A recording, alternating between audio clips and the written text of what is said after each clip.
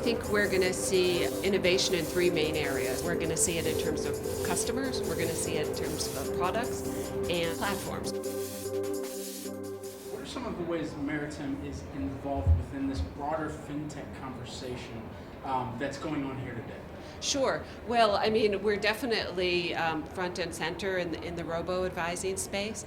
I think, in terms of FinTech, what we're bringing to the industry is we're opening a new market for FinTech by bringing leading asset allocation and a risk management process to the nonprofit sector. So we're opening up an entire market, and at the same time, we're really broadening the audience, right? I mean, a lot of the FinTech space, particularly on the robo-advisor side, has been on the retail customer. So we're bringing that to the institutional space, and which means we're dealing with a slightly larger client size, and we're also dealing with companies that have multiple decision makers. What do your customers need from FinTech?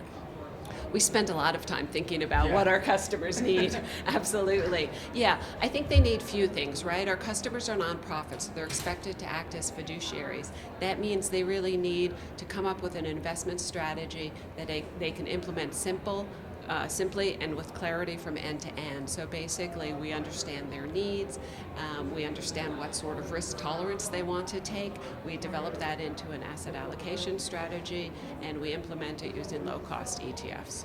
And so why is FinTech such a hot topic these days as well?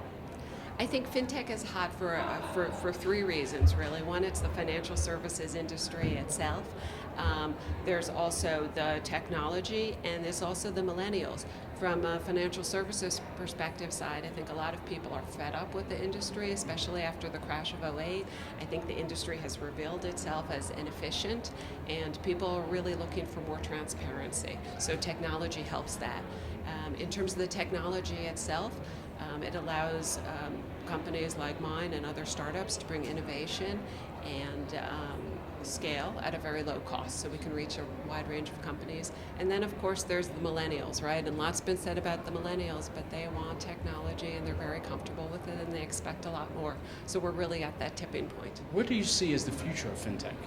I think we're going to see innovation in three main areas, right? We're going to see it in terms of customers, we're going to see it in terms of products, and we're going to see it in terms of platforms, right? In terms of customers, I think we're seeing a broadening out of the base. Millennials definitely are right there, but I think we're going to see expansion into underserved markets here in the US and around the globe. In terms of the products, I think the technology has allowed us to innovate and create new products. For instance, you can have a real estate company in DC selling shares to somebody in Ohio who they've never met. And finally, in terms of the platforms, right, especially on robo-advisors, we've seen online platforms, we've seen in-person platforms. I think we're going to see evolution of this hybrid model, and that's what I'm looking forward to seeing.